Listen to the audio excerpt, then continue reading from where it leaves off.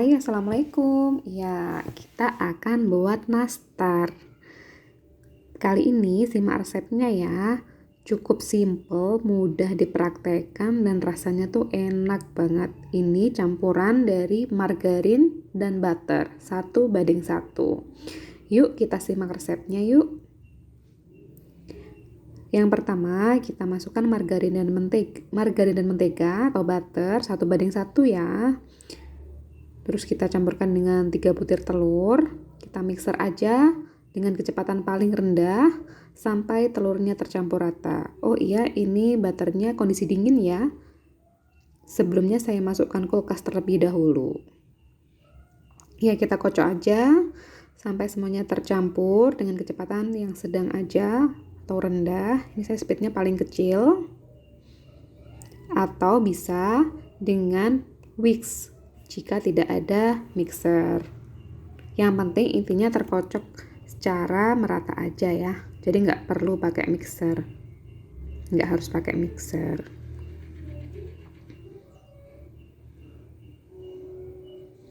Kondisinya ini agar terlihat creamy gitu.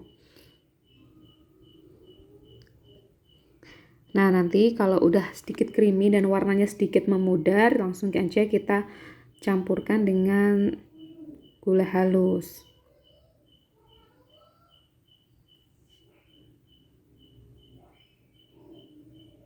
Nah, ini matikan sebentar ya. Alangkah baiknya gula halusnya kita ayak terlebih dahulu. Nah, ini penting apabila kita menggunakan whisk. Nah, karena ini pakai mixer, jadi kecepatannya bisa stabil. Bisa kita atur kecepatan. Nah, langsung kita aduk aja. Tak perlu diayak. Nanti bisa merata sendiri. Nah, ini ya. Jadi kita pakai kecepatan yang lebih tinggi. Saya ini pakai kecepatan paling tinggi ya di sini. Kita mix semuanya. 3 bahan tadi sampai teksturnya lebih creamy dan warnanya menjadi sedikit pucat. Kalau lihat di video ini ya, warnanya menjadi lebih pucat seperti ini ya. Ini udah cukup, teksturnya seperti ini. Langsung kita masukkan bahan keringnya. Ada tepung kunci. Kita pakai pro rendah ya, protein rendah. Tepungnya ini susu bubuk. Saya pakai Denko. Nah, udah kita aduk aja, lanjutkan dengan spatula. Aduk sampai tercampur rata. Ya, kita mengaduknya meminimalisir menggunakan tangan ya. Karena sifatnya butter itu cepat meleleh. Jadi alangkah baiknya kita menggunakan tangan. Nah, aduk sampai seperti ini. Kalau memang sudah waktunya kita menggunakan tangan dan susah untuk diaduk dengan spatula, kita gunakan tangan sebentar saja, jangan terlalu lama. Karena jika terlalu lama pun adonan akan menjadi keras gitu. Nah, jangan terlalu diaduk terlalu lama ya. Nanti adonan bisa menjadi keras. Cukup sebentar saja. Nah, setelah itu kita langsung cetak untuk mempermudah ya, agar ukurannya pun lebih sama. Bisa menggunakan sendok takar seperti ini. Sebenarnya yang pas itu ukuran 5 gram atau 1 sendok teh, karena punya saya hilang. Jadi saya pakai yang di atasnya 7,5 gram. Nih, kita ambil. Jadi kira-kira kalau ditimbang itu adonan sekitar 6-7 gram gitu. Ya, per bulatan ini 6-7 gram. Setelah itu kita ini ya, penet-penet gitu. Baru kita isi dengan selai. Ini sudah saya siapkan selai nanas sebelumnya.